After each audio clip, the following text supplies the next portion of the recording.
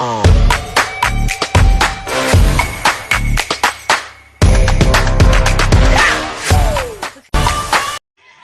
morning guys. Naglalakad kami papuntang Proper na naman.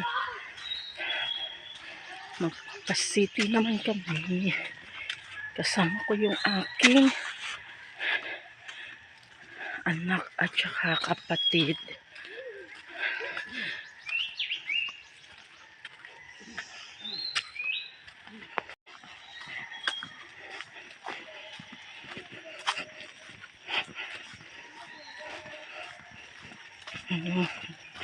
Grabe yung putik ko. Maputik yung daanan namin dito ngayon. Dahil sa panahon na maulan.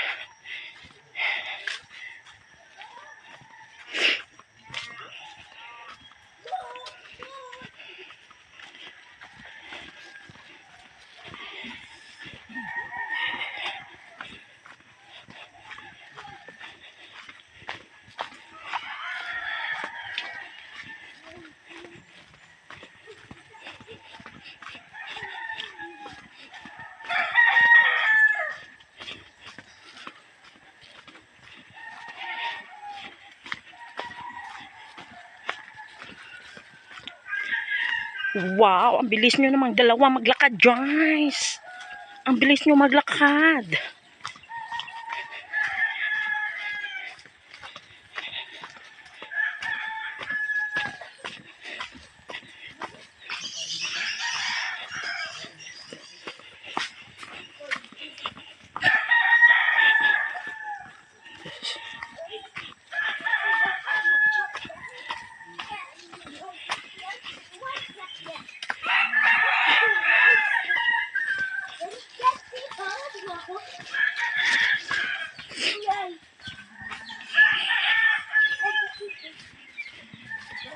Wow, malapit na tayo.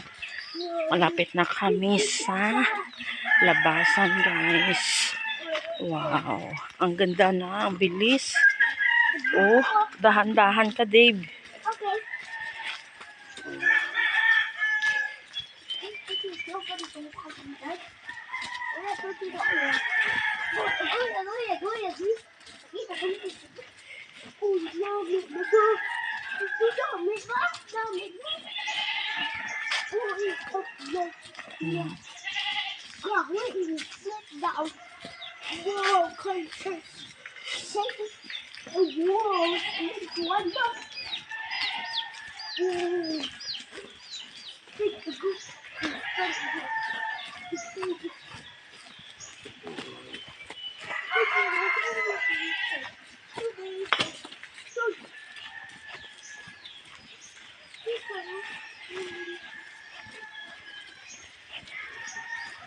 May uling man kami.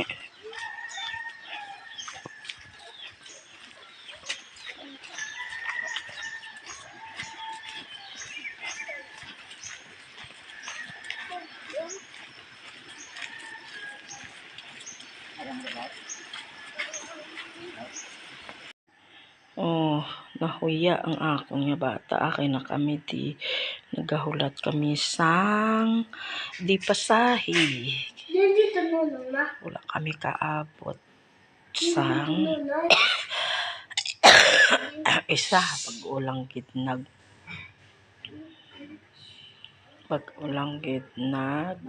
labay.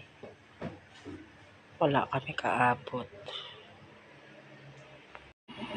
Para na guys, ang pasahi, makasakay na kami sa wakas. Ayan na guys.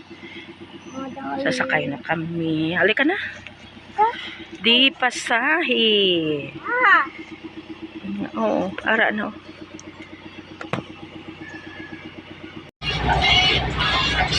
Ay, mulai.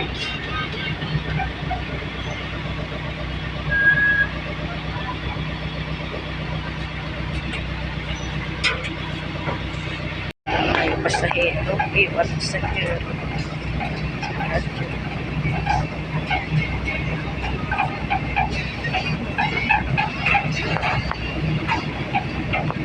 Last trip ka ma.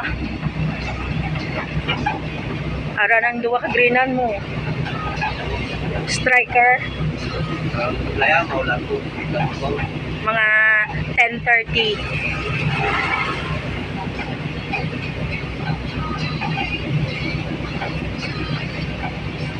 Ay, 9:30.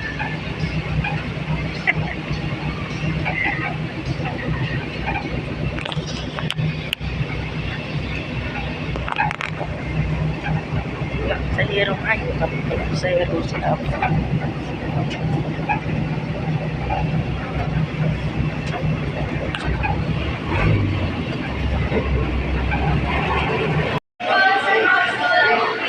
Nandito na naman kami guys sa Jollibee.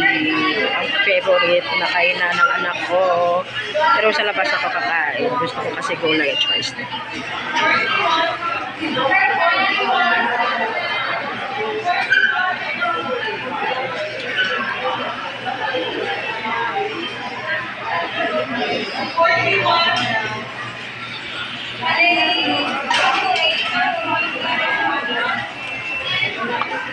Kainin mo yung ano mo, french fries.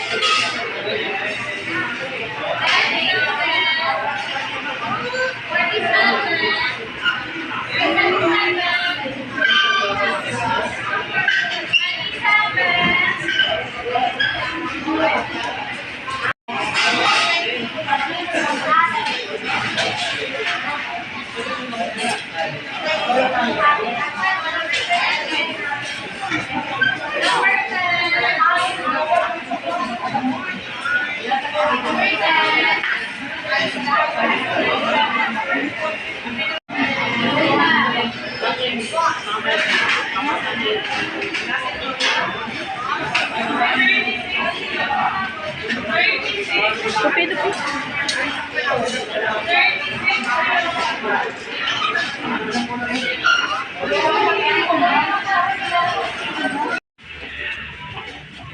Hinay, hinay lang.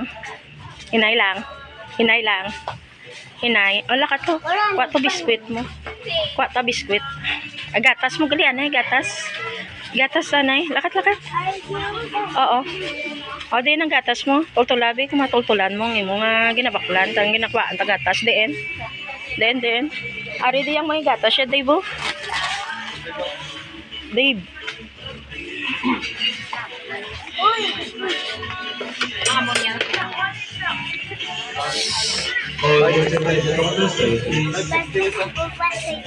Oo. Ayan ka. Mama, din dito Randy. Ato sila eh. Din dito Nunoy. Ato sila eh. Napuli na.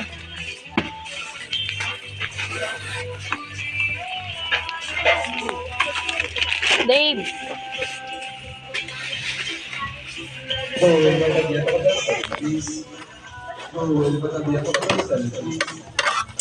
To all our customers, please be waiting partners. To all our customers, please be waiting Excuse partners. me.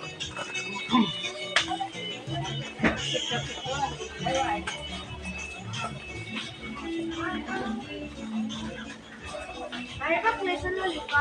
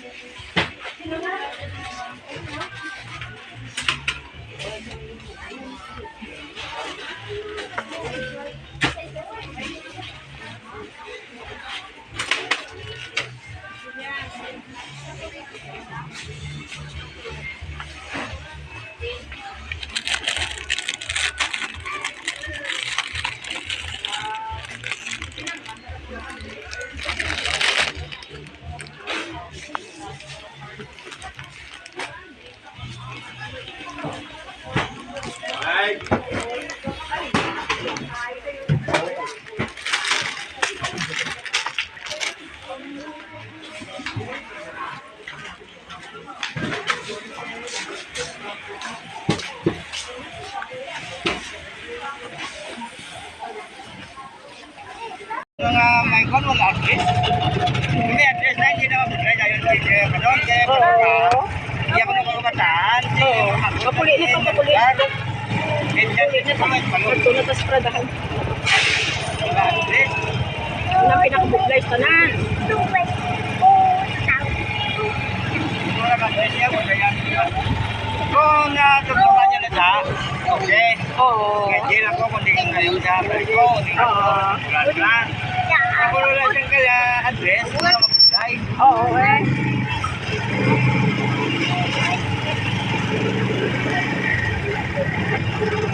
Kita niya ako sa sakay. Hindi ko na wala. Address why? Kaya wala. Wala magkot. Amo na booklife, basta wala siya na talaan niya. Iba't eh, kasi lo na siya na kaya. Oo. Ito kung ano, ikaw na. Ayaw na. Tao. Apat talaga sa mga apat yung saan. Ito ka nagpo.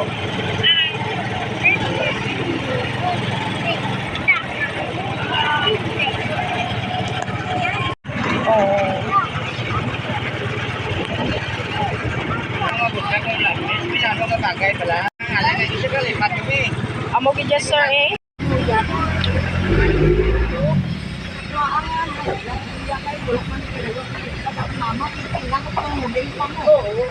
Tindog na si Medir.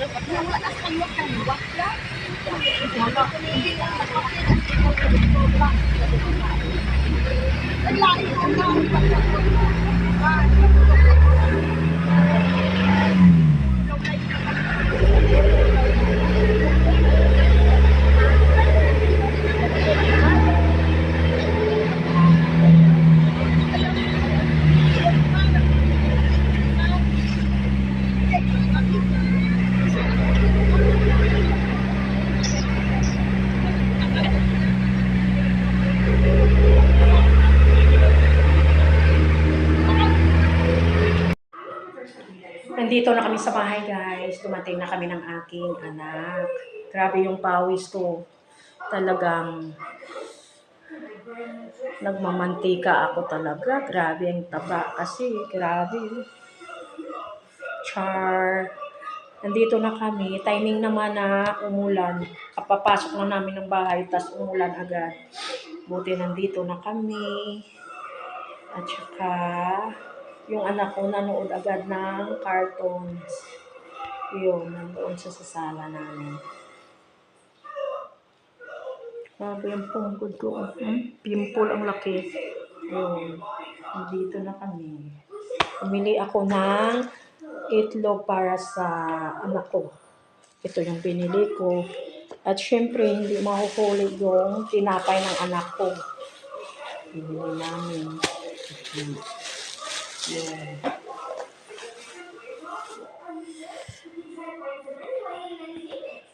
Yung mga pinamili ko. Yan. Ito lang ang pinamili ko, guys.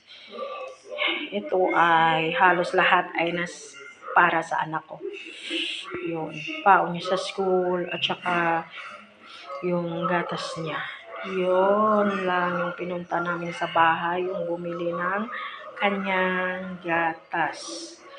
At saka mga baon sa school kasi bukas may pasok na naman. Yun lang, guys. Uy! Yung anak ko nandoon sa kusina. Naglalaro ng kanyang mga bagong laruan. Bumili na naman siya. Ayaw magpaiwan sa lola niya kasi gusto niya daw mag-Jollibee at saka bumili ng bagong laruan. Kaya yun, natupad niya yung kanyang gusto. Ay, grabe, guys. Gustong gusto ko kasi napapawisan ako. Grabe yung pawis ko. Sa yung damit ko.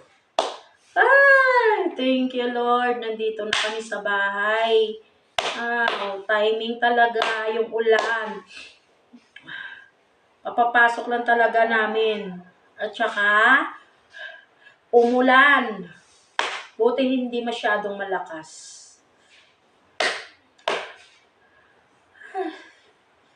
Thank you. Nakarating din sa wakas. Hi guys, good evening. Samahan niyo ako. Mag-video na tayo. Ito yung aking dinner. 2 egg, 3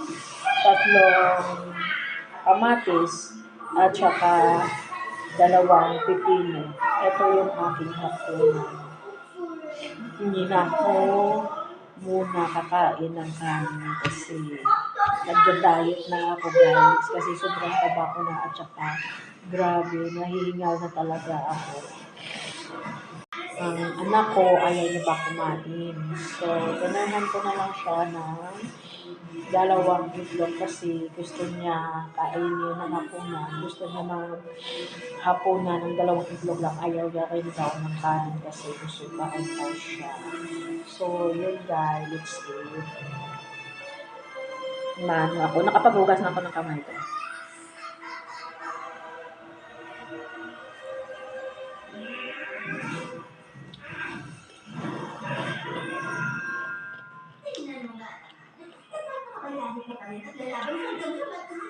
Pag malaki yung pipino, isayang mo, kakainin ko. Kaso yung pipino na nabili ko, maliit. Kaya yun, 2 yung nalakaan ko.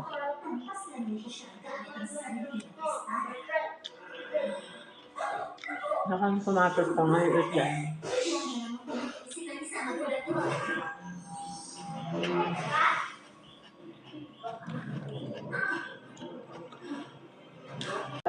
Oh, bawali na ako nito. Asa ko pa? Hindi. Ingat pa na, gulay lang. Ay. Kaya ako da. Agdo. Ano ni? Nagpalit mo kumukulit na yun?